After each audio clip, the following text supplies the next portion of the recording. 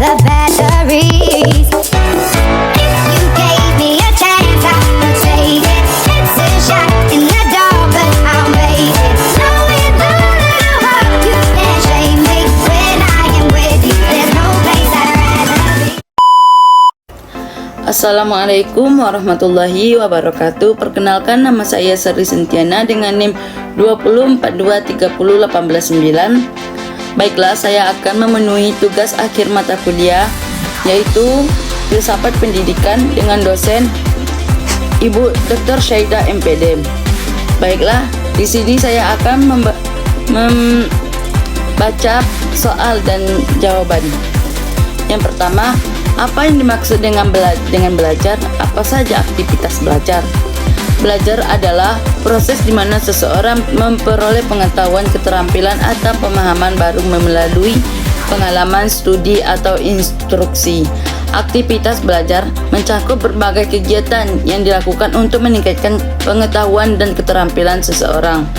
Beberapa contoh aktivitas belajar pertama yaitu membaca buku, artikel, atau materi pembelajaran lainnya untuk memperluas pengetahuan.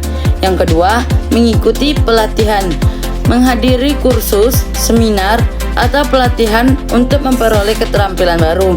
Ketiga, diskusi dan debat, berpartisipasi dalam diskusi berkelompok atau debat untuk bertukar pendapat dan ide.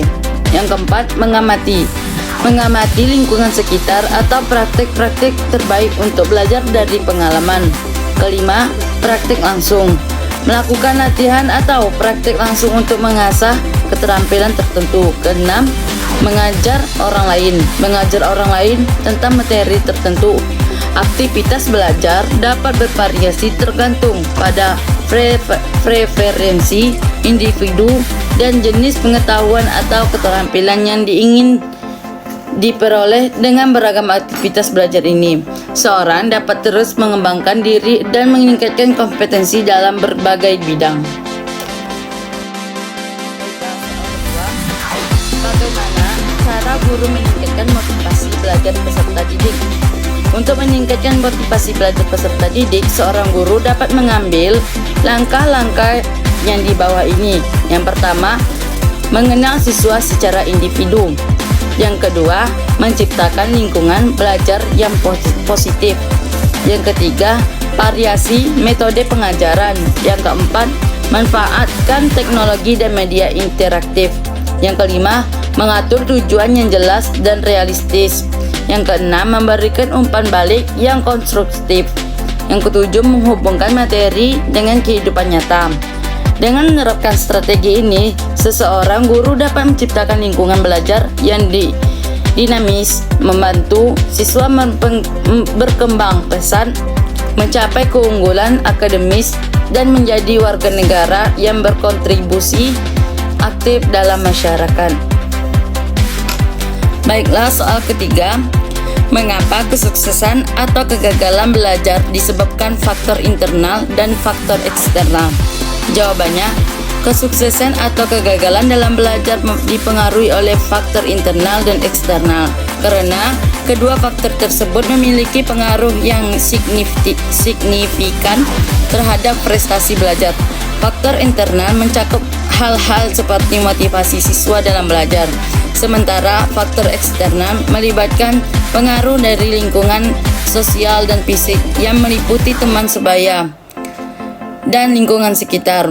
Dalam hal ini, faktor internal seperti motivasi, ketekunan, minat, dan kondisi psikologis individu dapat memainkan peran kunci dalam menentukan keberhasilan atau kegagalan dalam seseorang. Di sisi lain, faktor eksternal seperti lingkungan keluarga, sekolah, dan metode pembelajaran juga turut berkontribusi dalam menentukan hasil belajar siswa. Dengan demikian, kesuksesan atau kegagalan belajar seorang tidak hanya dipengaruhi oleh faktor internal, tetapi juga oleh faktor eksternal. Kedua aspek ini saling berinteraksi dan saling memengaruhi dalam membentuk hasil belajar siswa. Oleh karena itu, pemahaman yang mendalam tentang kedua faktor ini penting untuk mengoptimalkan proses belajar dan meningkatkan prestasi siswa keseluruhan. Baiklah, soal keempat, apa saja teori-teori belajar? Berilah satu contoh teori belajar. Jawabannya, ada beberapa teori belajar yang telah dikembangkan oleh para ahli dalam bidang pendidikan dan psikologi. Salah satu contoh teori belajar yang terkenal dan adalah teori pembelajaran behavioristik yang ditemukan oleh Ivan Pavlov dan Bruce Skinner. Teori ini menekankan pada perilaku yang dapat diamati dan dipelajari melalui stimulus dan respons.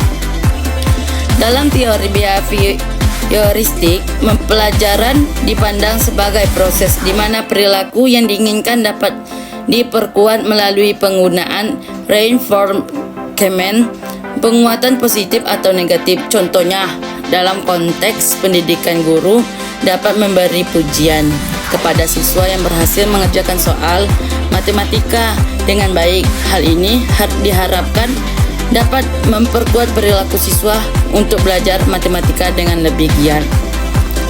Teori behavioristik memberikan kontribusi yang signifikan dalam memahami bagaimana belajar dan perilaku dipengaruhi oleh lingkungan eksternal, stimulus dan respons. Baiklah, soal kelima. Menurut pendapat Anda, faktor apa saja yang mempengaruhi kepribadian seseorang? Jawabannya, ada beberapa faktor yang dapat memengaruhi kepribadian seseorang. Berikut adalah beberapa faktor umumnya dianggap memiliki pengaruh signifikan terhadap pengetahuan kepribadian seseorang. Yang pertama, ada faktor genetik. Dan yang kedua, faktor lingkungan. Dan yang ketiga, pendidikan dan pengalaman. Yang keempat, kebiasaan dan kondisi kesehatan. Yang kelima, pola asuh. Dan yang keenam, nilai dan keyakinan. Faktor-faktor ini saling berinteraksi dan kompleks dalam membentuk kepribadian seseorang. Kepribadian dapat berkembang dan berubah seiring waktu melalui interaksi antara faktor-faktor tersebut. Baiklah, saya minta maaf jika ada saya kesalahan. Saya akhiri. Wassalamualaikum warahmatullahi wabarakatuh. Dadah.